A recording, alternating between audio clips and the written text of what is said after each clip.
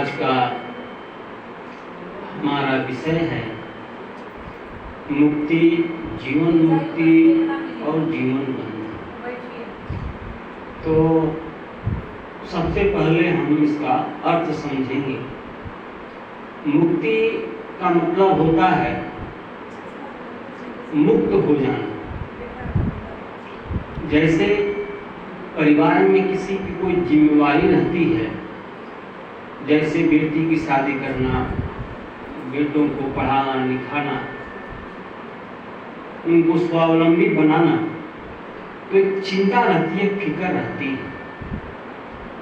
लेकिन जब ये सारे कार्य से निवृत्त हो जाते हैं तो कहते हैं भाई हम तो अब मुक्त हो गए। मुक्त माना एकदम उससे छूट जाना। उसी तरह से जब आत्मा इस शरीर में रहती है तो पूरे शरीर के कर्मेंद्रियों को चलाने के लिए उनको ऊर्जा देनी पड़ती है। जब ऊर्जा देगी तो कुछ उसकी शक्ति उसमें इन्वॉल्व होगी, माने लगेगी। लेकिन जब वही आत्मा शरीर छोड़ देती है तो मुक्त अवस्था होती है, और मुक्त अवस्था से उसकी शक्ति पावर बढ़ जाती है माना जितना था यथार्थ आ जाता है, क्योंकि शरीर में कंजम्पशन होने का माने खपत होने के कारण उसकी शक्ति कुछ कम हो जाती है। जैसे एक ही तार में कोई बल्ब जल रहा है और उसी तार में कोई हैवी कनेक्शन दे दीजिए, जैसे फ्रिज हुआ, कूलर हुआ, तो उसका पावर, बल्ब देखेंगे कि बल्ब की रोशनी कम हो जाती है। बल्ब की रोशनी क्यों कम हो गई? क्योंकि जो पावर उसके पास आ रही थी उसका खपत कहीं और होने लगा, तो उसकी रोशनी कम हो जाती है। तो आत्मा जब अलग हो गई तो जाहिर है कि वो अपने परफेक्ट पावर में आ जाती है, उसकी शक्ति बढ़ जाती है। दूसरा, जीवन मुक्ति और जीवन बंध। इसका अर्थ ये होता है कि जीवन में रहते हुए, अर्थात आत्मा अपने सीट पर सेट रहेगी, उस अवस्था में कर्मेंद्रियों के प्रभाव से मुक्त रहना, यह है जीवन मुक्त अवस्था। और उस समय कर्मेंद्रियों के प्रभाव में आना, यह हो जीवन बंध अवस्था। ये कैसे होती है इसको हम लोग स्पष्ट करेंगे। हमारे शरीर में मुख्य रूप से 5 कर्मेंद्रियां हैं, जैसे हाथ, मुख है, नाक है, कान है और आंख है। ये 5 कर्मेंद्रियां हैं और ये पांचों कर्मेंद्रियों के विषय अलग अलग होते हैं। ये विषयेंद्रियां हैं। जब इनके विषय को खुराक मिल जाता है तो ये अपने को तृप्त अनुभव करती है। जैसे हाथ का विषय है स्पर्श करना। हाथ स्पर्श करना चाहता है और उसी में उसको सुख का अनुभव होता है, स्पर्श करना। जैसे हम दुकान में जाते हैं कपड़ा खरीदने, दुकानदार कपड़ा दिखाते हैं, आंख से देखते हैं, लेकिन उसी से संतुष्ट नहीं हो जाते, हाथ से उसको छूते हैं, हाथ से स्पर्श करते हैं, क्योंकि हाथ की जो विषय इंद्रिय स्पर्श करना है वो उसको छुएगी और कहेगी हाँ मुलायम है, ठीक है, मुलायम है तो ठीक है, खुरदरा है ना, ये ठीक नहीं है, दूसरा दिखाइए, फिर उसको छुएगी। दूसरी बार जब हम लोग कहीं जाते हैं घूमने सैर करने, तो फुलवारी में तरह तरह के फूल होते हैं, वनस्पतियां होती हैं जो हमें आकर्षित करती हैं। वहां जाते हैं तो हाथ से उसको छूते हैं। इसीलिए बोर्ड लगा दिया जाता है कि इसको केवल देखिए, स्पर्श करना मना है। Only see, don't touch. ये बोर्ड लगा दिया जाता है, क्योंकि फूल है, आप छुएंगे तो थोड़ा वो मुरझाएगा, लेकिन ये हाथ है कि मानता नहीं, कुछ ना कुछ मिला तो एक पत्ती तोड़ लिया, उसको मसल रहे हैं। तो ये हाथ की विषय इंद्रिय। अब इस विषय के कारण कितना हमारा नुकसान होता है इस विषय के प्रभाव में आने पर। अगर प्रभाव में नहीं है तो कोई बात नहीं, ठीक है। अगर प्रभावित हो गए तो बहुत नुकसान होना पड़ता है, यहाँ तक कि हमको अपनी जान भी गंवानी पड़ जाती है। जैसे हाथी एक विशालकाय जीव है, उसको पकड़ना कोई आसान काम नहीं है। इसलिए शिकारी क्या करते हैं कि एक बड़ा सा गड्ढा खोदते हैं, गहरा गड्ढा खोदते हैं, और उसके ऊपर घास फूस या कमजोर लकड़ी रख देते हैं, और उसके गड्ढे के उस पार एक कृत्रिम रबड़ की बनी हुई हथनी रख देते हैं। अब हाथी घूमते हुए आता है, देखता है भाई हथनी है, तो उसकी स्पर्श करने वाली जो विषय इंद्रिया है वो जागृत हो जाती है, और उस हथनी को स्पर्श करने के लिए वो जल्दी जल्दी कदम आगे बढ़ाती है, और परिणाम क्या होता है, गड्ढे में गिर जाता है हाथी और पकड़ा जाता है, गिरफ्तार हो गया विषय इंद्रियों के द्वारा। दूसरा हाथ के बाद कान है। कान का विषय है सुनना, वो मधुर संगीत सुनना चाहता है, मीठी वाणी सुनना चाहता है, ये इसका विषय है। तो इससे क्या होता है, जब सांप को पकड़ना होता है तो सपेरा बीन बजाता है, बीन की आवाज बहुत मधुर होती है, बीन की आवाज सुनकर के सांप वहां आ जाता है और मस्त होकर झूमने लगता है। तब तक सपेरा उसको पकड़ लेता है, वो पकड़ा जाता है। क्यों? अपने विषेंद्रियों के प्रभाव में आने के कारण। अगर वो प्रभाव में न आता कि चलिए बज रहा है कोई मतलब है, तो नहीं पकड़ा जाता।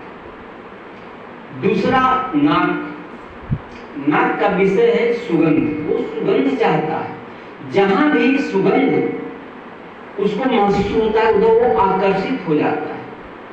इसीलिए बाबा ने अपने बच्चों को कहा है कि कोई भी इत्र, परफ्यूम, सुगंधित तेल का इस्तेमाल न करें, क्योंकि उससे क्या होता है, देह का आकर्षण होता है, वो नाक अपना विषय के द्वारा आकर्षित होगी, इसलिए बाबा ने इसे मना किए थे।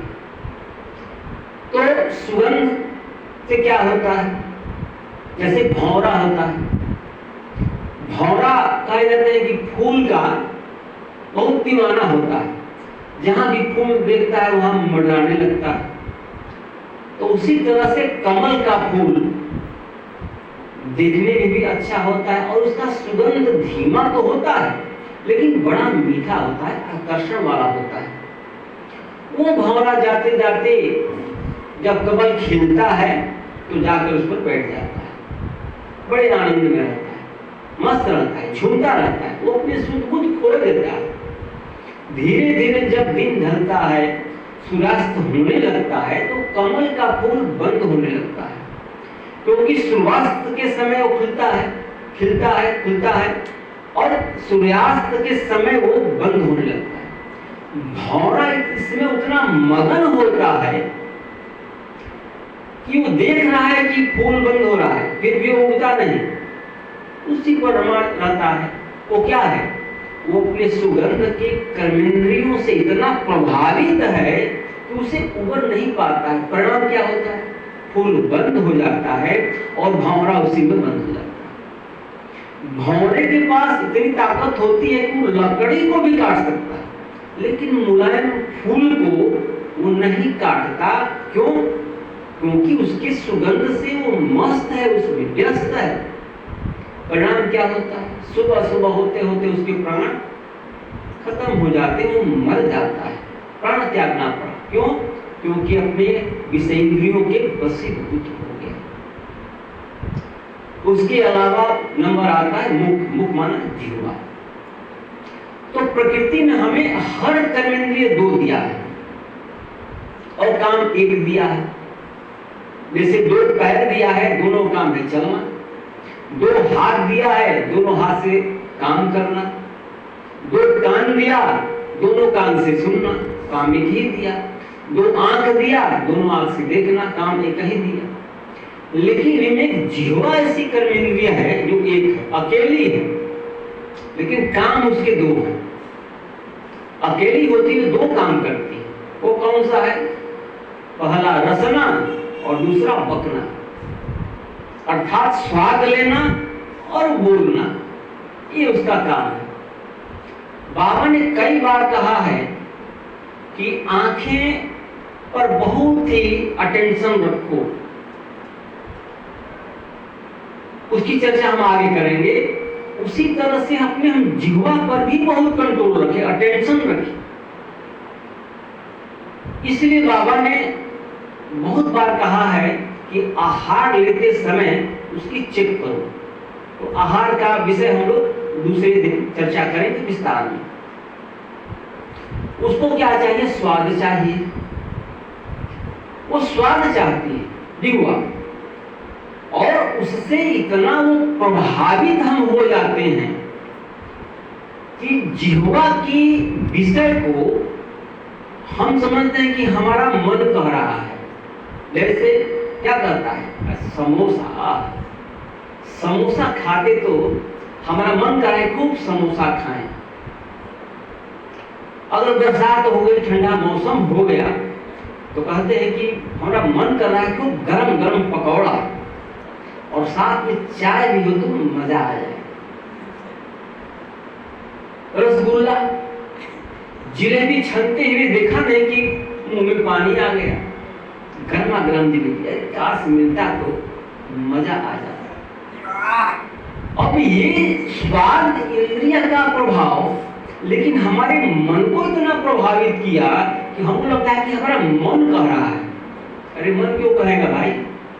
मन को तो इस स्वाद से कोई छुआछूत ही नहीं है, क्योंकि मन तो आत्मा की सूक्ष्म कर्मेंद्रिय है और आत्मा के 7 गुण है: सुख, शांति, आनंद, प्रेम, पवित्रता, ज्ञान और शक्ति। तो ये 7 चीजें ही मन को चाहिए। मन इसी में खुश रहती है। मन को सुख चाहिए, आनंद चाहिए, प्रेम चाहिए। लेकिन ये जो आकर्षण हुआ वो जिह्वा के विषय इंद्रियों के द्वारा हुआ कि आंखों ने देखा नहीं कि जीव में पानी आ गया, जिसे कहते हैं लार टपकना। तो ये हमको प्रभावित करता है। इससे क्या होता है? इससे ये होता है कि जो मछली पकड़ने वाले होते हैं वो बंसी में, बंसी मानो एक टेढ़ा हुक होता है, उसमें वो आटा लगा देते हैं, पानी में फेंक देते हैं। मछली की स्वाद इंद्रिय सक्रिय हो जाती है और वो जाते जाते उस पर खाने की कोशिश करती है, परिणाम उसमें फंस जाती है और पकड़ी जाती है। न केवल पकड़ी जाती है बल्कि उसको अपनी जान भी गंवानी पड़ती है। तो ये कर्मेंद्रियां, विषेंद्रियां, इसके प्रभाव में माना ये हमारा जीवन बंध की अवस्था है, रहने से हमें बहुत ही नुकसान उठाना पड़ता है। उसी तरह से आंख का विषय है सुंदर सुंदर चीज देखना। इसीलिए हम कहीं घूमने जाते हैं तो प्रकृति के दर्शन करते हैं। कश्मीर जाते हैं, नैनीताल जाते हैं, जहां भी जाते हैं सुंदर प्रकृति की छवि को निहारते हैं आंख। लेकिन आंख में एक विशेषता है, आंख जो देखती है बहुत सारी चीजें देखती है, तो सारे तरफ उसका ध्यान नहीं जाता। लेकिन जो आंख को अच्छा लगता है उसको निहारने की कोशिश करती है, तो क्या करती है? इसमें कैमरा होता है, वो छप जाता है। कहाँ छपता है? बुद्धि के ऊपर वो छप जाता है, जिससे निकालते की कोशिश करने के बाद वो जल्दी निकलता नहीं। इसलिए बाबा ने कहा है कि आंखों पर ज्यादा अटेंशन रखो। इसको आगे हम और अच्छी तरह से विस्तार से समझेंगे। अभी हमें ये जानना है कि ये जो कर्मेंद्रियां की विषय कर्मेंद्रियां हैं, विषय हैं, इनसे हमको बचना चाहिए। अब कैसे बचेंगे इसकी चर्चा भी हम लोग आगे करेंगे। अंत तक सुनने से ही फायदा होता है कि लास्ट में महत्वपूर्ण पॉइंट्स आते हैं और रमणीयता भी रहती है, तो इसकी चर्चा हम लोग अंत में करेंगे। अभी हम ये चर्चा करना है कि सारे विषय इंद्रियों को हम कैसे कंट्रोल करें। उसके लिए बना हुआ है संयम, संयमित जीवन और मर्यादित जीवन। अगर संयम में है तो ज्यादा से ज्यादा हम इन कर्मेंद्रियों के विषयों पर कंट्रोल कर सकते हैं। संयमित जीवन, जैसे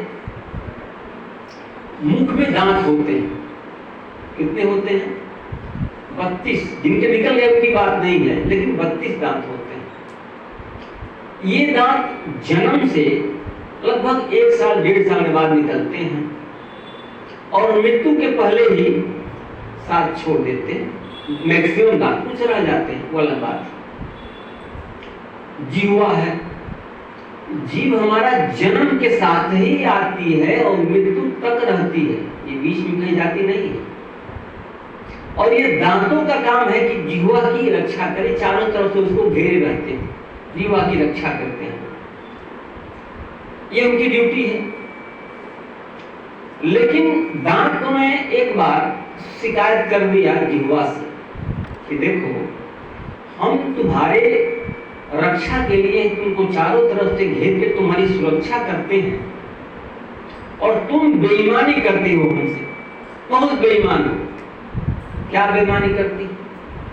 तो कहा कि जो कड़े कड़े चीज होते हैं वो तो तुम हमको तोड़ने के लिए देती हो, तोड़ो तो हमको दो, लेकिन जो मुलायम चीजें हो उसका मजा तुम खुद ले लेती हो।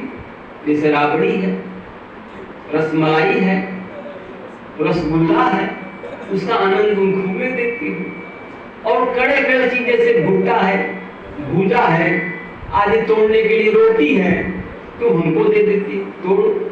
तो देखो, ऐसा मत करो, दुख होता है। क्योंकि अगर ऐसा करोगी बेईमानी हमारे साथ तो हम 32 हैं, तुमको काट खाएंगे।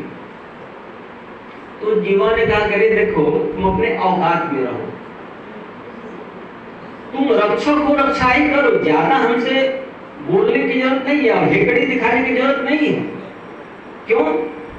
क्योंकि तुम 32 हो, 32 से मिलकर हमको काटोगे, लेकिन मैं अकेली हूं। ऐसे ही एक बात बोल दूंगी कि तुम 32 के 32 बाहर आ जाओ। इसलिए ज्यादा हमसे अकड़ने की जरूरत नहीं, तो अपना काम करो, हमको अपना काम करने दो। तो ये क्या है? संयम।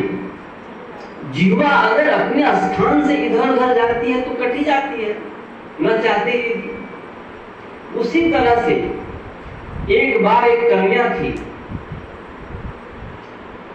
तो उसके गुरुजी आए, पूछा कि बच्ची क्या हाल चाल है?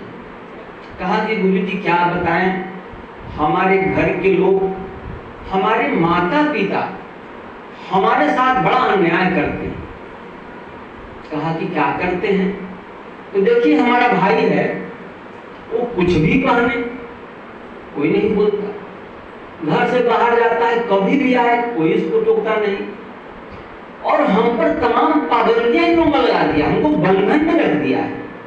ऐसे पहनो, वो पहनो, वैसा न पहनो, ऐसा पहनो, ऐसे चलो, ऐसे रहो। अगर बाहर से आने में लेट हो जाता है तो तुरंत पूछता, कहाँ थी, क्या कर रही थी? और भाई से तो कोई नहीं पूछता। ये लोग हमको बंधन में जकड़ दिए।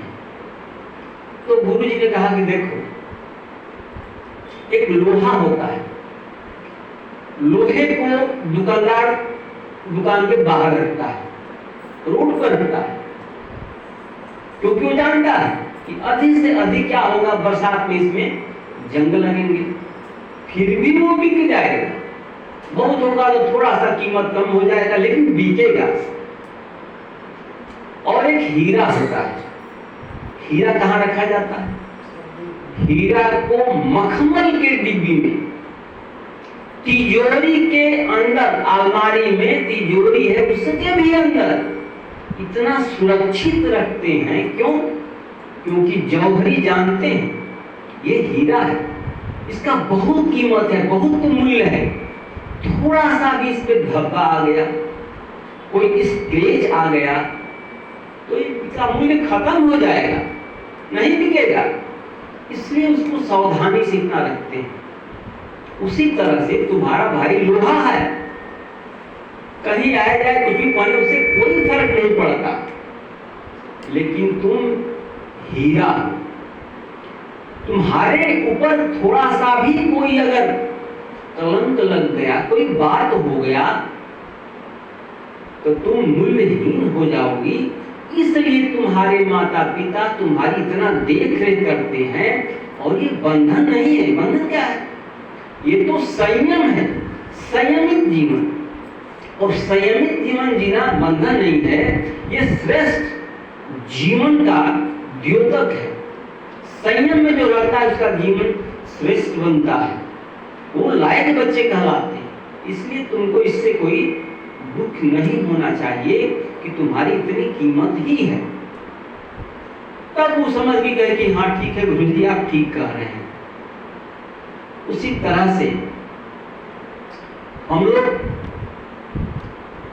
आंखों की बात बाबा ने कहा कि बच्चे आंखों पर बहुत ही अटेंशन दो, क्योंकि आंखें बहुत धोखा देती हैं। जाते हो इधर उधर जाते हो, बहुत सी साइड सीनरियां दिखाई देती हैं, तो ठीक है प्रकृति के सुंदरता का आनंद लो, लेकिन कोई ऐसी चीजें न देखो जैसे देह न देखो। बाबा ने कहा कि देह नहीं देखो, देह देखने की जरूरत नहीं। क्या देखो? आत्मा देखो, क्योंकि तुम आत्मा इस आंख के द्वारा देखती है, तो आत्मा आत्मा को देखे, देह देखेंगे ही नहीं, तो ऐसी कोई घटना दुर्घटना होने की संभावना नहीं रहेगी। इसी तरह से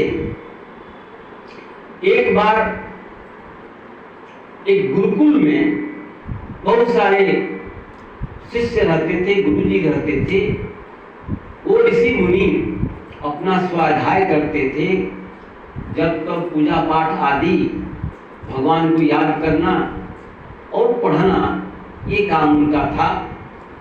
जंगल के बीच में बहुत ही रमणीक स्थान था, वहां वो लोग रहते थे कुटी बना करके। एक दिन शाम को प्रवचन में गुरु जी ने भी यही बात कहा कि देखो, आंखों पर ज्यादा संयम रखो, आंखों पर ज्यादा कंट्रोल रखो और अटेंशन रखो। उन्हीं शिष्यों में एक शिष्य थे जिनका नाम था जयमुनि ऋषि। वो बहुत ही प्रभावशाली या विशेष पुरुषार्थ करने वाले थे, तो उनके अंदर थोड़ा सा अहंकार आ गया। उन्होंने कहा गुरुजी, हम लोग ऋषि हैं, ऋषि मुनि हैं, कुमार हैं, और इस जंगल में रहते, कुटी में रहते, हमें इस पर अटेंशन देने की क्या जरूरत है? अरे यहाँ क्या देखेगी? प्रकृति को देखेगी, तो हमें इस पर बहुत अटेंशन देने की जरूरत नहीं है। देखिए, कोई बड़ा अगर कोई बात कहता है तो तुरंत उसका विरोध नहीं करना चाहिए। उसमें जरूर एक बात सोचनी चाहिए कि अगर ये बड़े हैं, कुछ कह रहे हैं, तो इसका कुछ रहस्य होगा। उसको पहले समझने की कोशिश करें। हम देह अभिमान में आकर के उसका डिबेट करना शुरू न कर दें। और बाबा तो सर्वशक्तिमान है, बाबा की बातों को तो डिबेट करना चाहिए ही नहीं, किसी को भी नहीं चाहिए। क्योंकि बाबा ने यहां तक कहा है कि अगर ब्रह्मा 2 और 2 5 कहते हैं तो उसको भी मान लो। क्यों? कि उसमें भी कोई गुह्य रहस्य होगा। हम उसको समझने के बदले क्या करते हैं? देह अभिमान में आ जाते हैं, अपने ज्ञान का बिखरने लगते हैं, ऐसा है वैसा है वैसा है। अरे बाबा से तो कोई ज्ञान नहीं ना है, ज्ञान के साधन है। तो गुरु जी को लगा कि इस बच्चे को, शिष्य को अहंकार हो गया है। अगर इसका अहंकार नहीं टूटा तो बड़ा गड़बड़ हो जाएगा, प्रगति रुक जाएगी। इसलिए बाबा बाबा कहते हैं बच्चे देह अभिमानी बनो। देह अभिमान हमको विनाश की ओर ले जाता है, पतन की ओर ले जाता है, और देह अभिमानी स्थिति हमको आगे बढ़ाने के लिए निमित्त बनती है। कहा कि ठीक है, बात आई गई हो गई।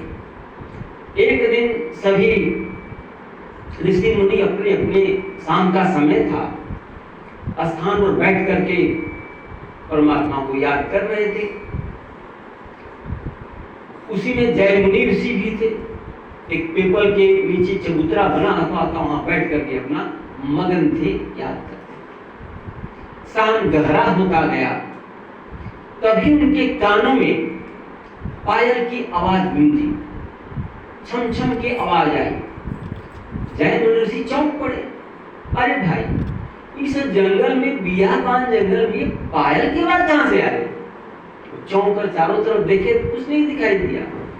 फिर सोचे कि हमारा भ्रम होगा, फिर अपने काम में लग गए। तभी पुनः छम छम की आवाज आए, फिर चौंके। जब 2 बार हुआ तो कहा कि भाई आखिर भ्रम तो इतना नहीं हो सकता, भ्रम एक बार हो सकता है। फिर तीसरी बार भी वही बात हुआ, तो कहा कि 2 बार हो सकता है।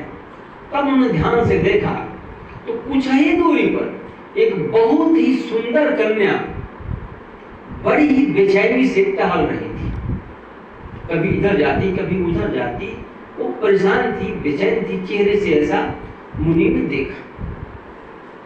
वो गए उसके पास, कहा कि देवी, आप इस बियाबान जंगल में शाम के समय क्या कर रही हैं और आपको क्या परेशानी है, क्यों आप परेशान हैं?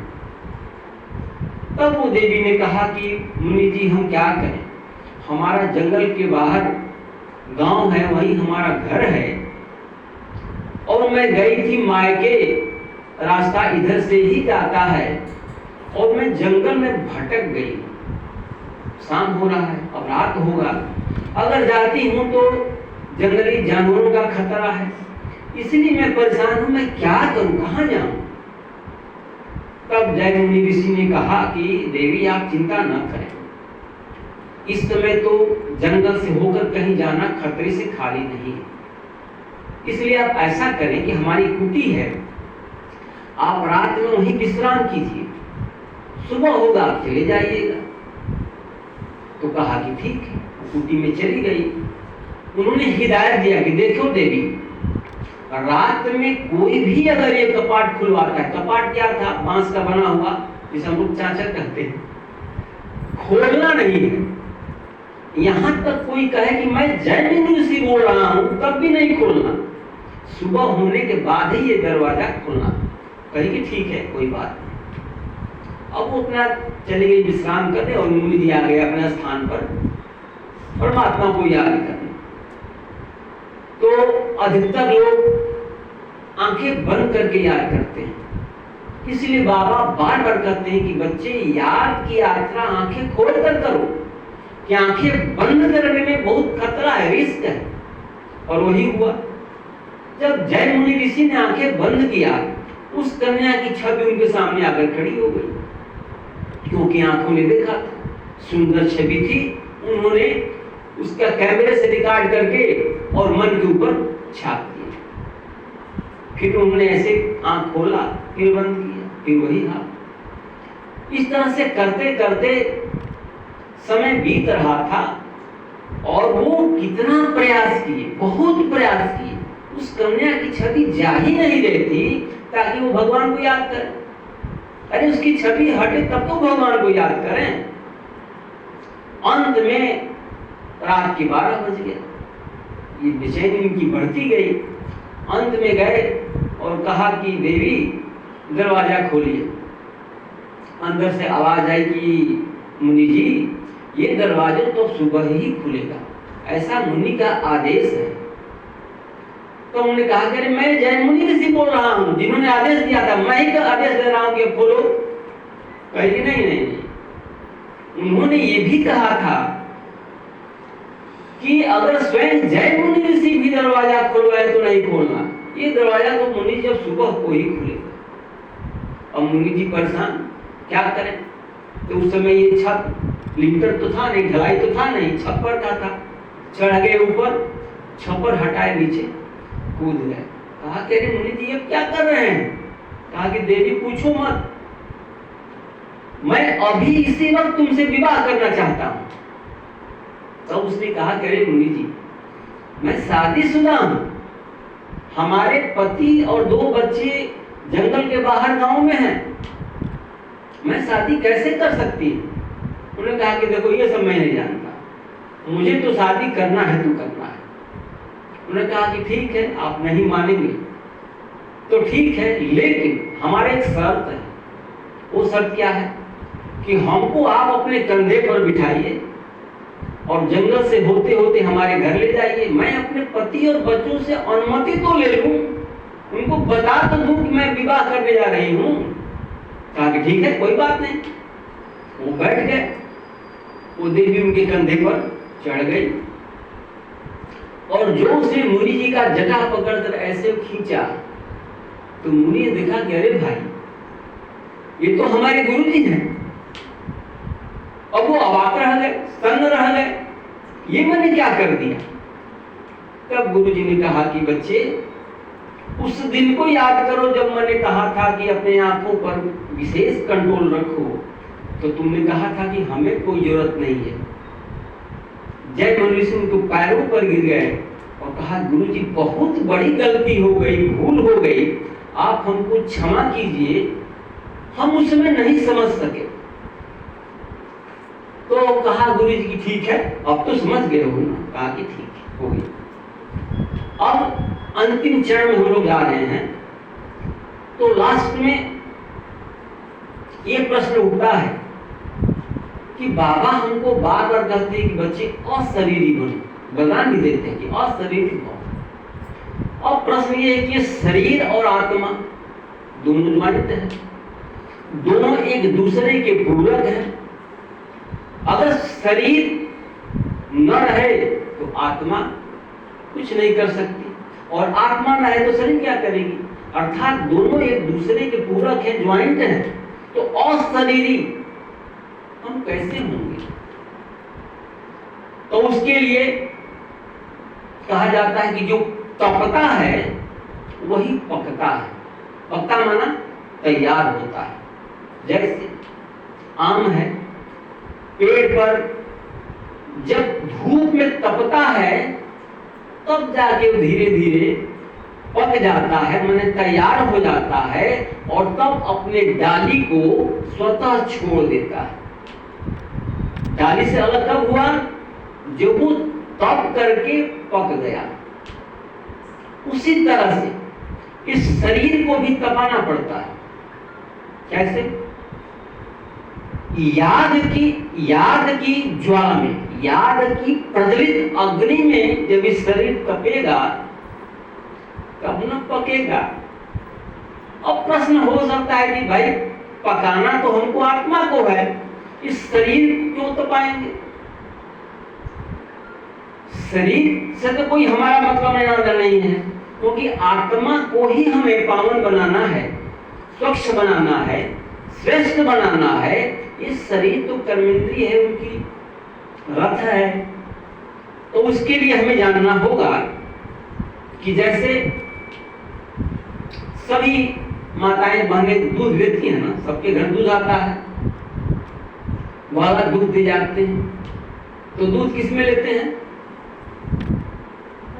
पतीले में लेते हैं ना। पतीला में कि पतीली में, वो दूध के ऊपर निर्भर करता है। अगर ज्यादा है तो पतीले में लेंगे, कम है तो पतीली में भी चल जाएगा। पतीला क्या है? पुरुष है और पतीली फीमेल, स्त्रीलिंग और पुल्लिंग बात आती है। अर्थात जहां ज्यादा कैपेसिटी की जरूरत है वहां भाई लोगों की जरूरत पड़ती है, जहां कम होता है बहनें भी संभाल लेती है। तो हम पतीले माने पतीला में हमने दूध लिया और दूध को गर्म करना है तो क्या करेंगे? उसको गैस पर रखेंगे ना। उनके घर गैस है, नहीं है तो कोयला है, जो भी साधन है गैस पर रखेंगे। तो रखेंगे तो गर्म पहले कौन होगा? पतीला होगा ना। हमको गर्म करना है दूध को, लेकिन पहले गर्म पतीला होगा तब न दूध गर्म होगा। उसी तरह से हमें आत्मा को श्रेष्ठ बनाना है, आत्मा को पावन बनाना है, लेकिन चूंकि शरीर से वो अटैच्ड है, इसलिए शरीर को भी संयम में और मर्यादा युक्त बनाना है और इसको भी तपाना है। कैसे तपेगा? सुबह से ही तो शरीर का काम है। शरीर उठता है ना, शरीर नहाता है ना, शरीर चल करके यहाँ आता है ना, तब न ज्ञान जल से आत्मा स्नान करती है। शरीर ही न आए तो आत्मा कैसे ज्ञान जल से स्नान करेगी? बाबा से कैसे मिलन बनाएगी? दूसरी बात ये तो रहा। अब दूसरी बात हम लोग चर्चा करेंगे कि जैसे हर घर में बहनें रोटी बनाती हैं, सबको आता है रोटी बनाना, सब बनाते ही हैं भाई। अब देखिए तो क्या करते हैं, पहले आटा गूंथते हैं, इसके बाद क्या करते हैं, गोल गोल लोया बनाते हैं। लोया ही कहा जाता है, लोया बनाते हैं। लोया एक ही होता है। फिर क्या करते हैं, इसको ये चकले पर या कोई चौकी भी करते हैं, रख करके उसको दबाते हैं, चक्का बनाते हैं। तब उसको बेलन से उसको बेलना शुरू करते हैं। ये बेलना भी एक टेक्निक है, सबके बस की बात नहीं है, ये प्रैक्टिस से होता है। और बहनें जितना गोल गोल रोटी बेल लेती हैं, भाई लोगों के बस की बात नहीं है। क्योंकि भाई लोग प्रैक्टिस करें तो पता चले कि ऑस्ट्रेलिया का नक्शा बन गया। गोल तो बना नहीं, ऑस्ट्रेलिया का नक्शा बन जाएगा। वो गोल गोल बनाती हैं। तो लोया भी एक था, रोटी बेला गया वो भी एक है। उसके बाद वो क्या करते हैं, गरम तवे पर रखते हैं। गरम तवे पर रखते हैं ना, तो गरम तवे पर रखेंगे तो क्या होगा, पकेगा, तपेगा, तपेगा तब ना पकेगा। फिर उसको उलटते हैं, फिर उसको उलटते हैं तो क्या होता है, रोटी फूल जाती है ना। जो रोटी फूलती नहीं है, कहा गया ना ये ठीक से पकी ही नहीं है, क्योंकि ठीक से तपी नहीं है। जब उसको ठीक से तपाएंगे तभी वो रोटी फूलेगी। अब रोटी जब फूल गई तो हाथ से पकड़कर उसको अलग करेंगे तो दो हो जाएगी ना। रोटी एक थी, लोया भी एक था, लेकिन जिसको अलग किया तो दो हो गई। तब जब वो तपा तब, और वो भी तपा कैसे, उसका भी एक सिस्टम है। ऐसा नहीं कि ज्यादा तपा दिया तो जल जाएगी, कम तपाया तो फूलेगी नहीं, तो दो होगी नहीं। उसी तरह से जब ये शरीर तपता है तब ये आत्मा और शरीर दोनों का भान अलग होता है, महसूसता अलग होती है। ऐसा नहीं है कि शरीर अलग हो जाएगा, आत्मा अलग तो खेले खत्म हो जाएगा। तो भान अलग होगा। इसी अवस्था को कहते हैं अशरीरी अवस्था। इस अवस्था को कहेंगे अशरीरी अवस्था। ये है क्योंकि आत्मा अलग भान और शरीर का अलग भान। शरीर का भान ही न रहे, केवल आत्मा का भान रहे, उस अवस्था को कहते हैं अशरीरी अवस्था। जब ये अवस्था आ जाएगी तो हमारा जीवन मुक्त की अवस्था हो जाएगी। अभी तक हम लोग चर्चा किया जीवन बंध की अवस्था। अब ये अवस्था आएगी तो जीवन मुक्त हम हो जाएंगे, क्योंकि जब कर्मेंद्रियों का भान ही नहीं रहेगा तो प्रभाव कहां से पड़ेगा। पहले इस भान को मिटाना है। इसलिए बाबा बार बार कहते हैं कि बच्चे देही अभिमानी बनो, आत्म स्थिति में टिको, ताकि शरीर का भान भूल जाए और हम कर्मेंद्रियों के विषय इंद्रियों के प्रभाव से वंचित हो जाएं, तभी तो हमारी उन्नति होगी। इसलिए बाबा ने ऐसा कहा। अब अंत में कहा कि अगर पैसे नहीं हो जेब में जिस चीज के लिए, अगर पैसे न हो जेब में जिस चीज के लिए, तो समझिए वो चीज बाजार में है ही नहीं। समझ रहे हैं ना, बहुत गहरी बात है। अच्छा, ओम शांति।